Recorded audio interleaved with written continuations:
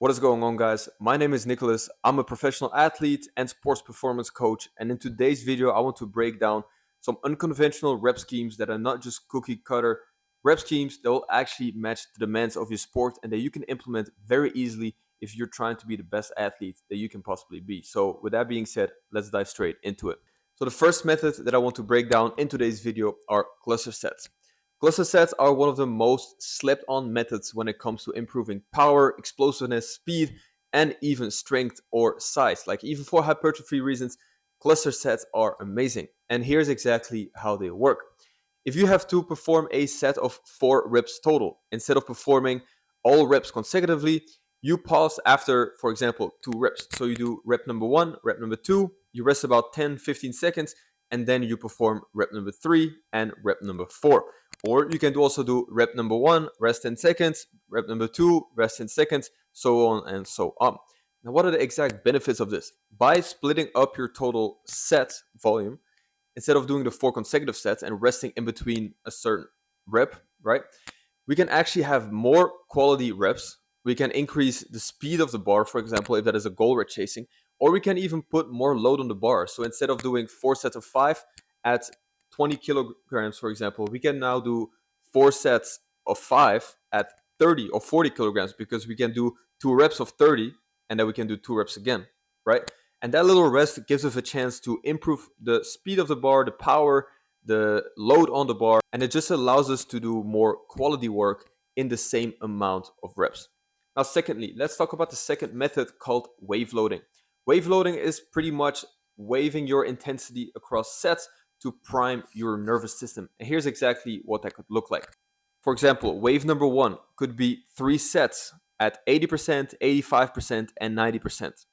Then we do a second wave where we do 3 sets of 87% and a half, 90%, and 92% and a half. So by doing the first wave, our body is now so primed that we can actually do a second wave and really prime our nervous system.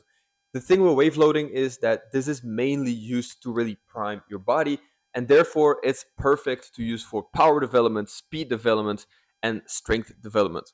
A third method that is, I wouldn't say it's slept on, because if you are following me, you have definitely heard me talking about this.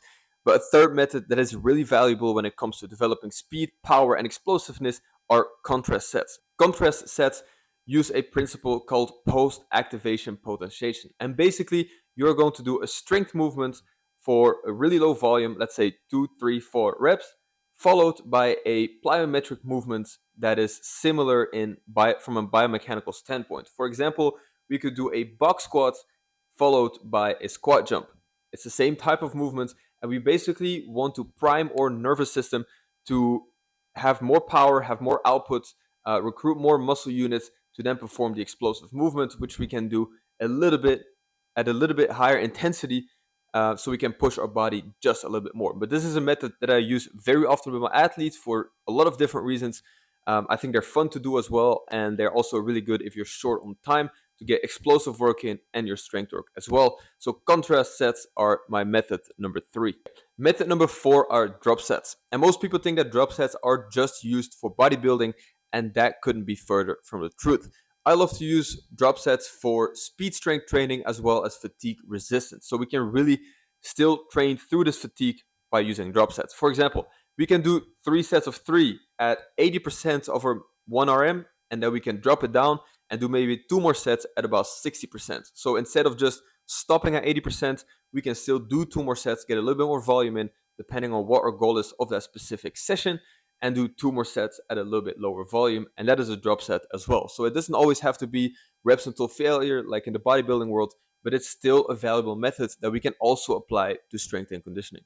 And then my 5th method, the last method of today's video, are density sets. Density sets are really easy. You basically set a timer for, let's say, 10 minutes, 15 minutes, and you try to get as many quality reps in as possible within that time frame. You can just say, I'm going to get as many 3 reps in of a power clean, for example. Now, these are really good for some in-season conditioning, just in-season training in general, or if you're short on time to really put some quality work in a certain time frame. Also, they're a perfect blend between volume and intensity.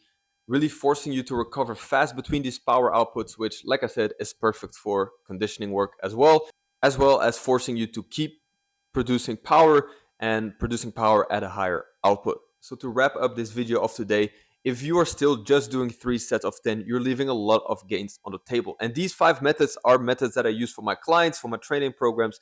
So if that is what you're interested in, click the link below in the video. I will personally contact you, see if I can help you, see if I can apply some of these methods to your training as well, and we will get to work. If not, I will see you guys in the next video.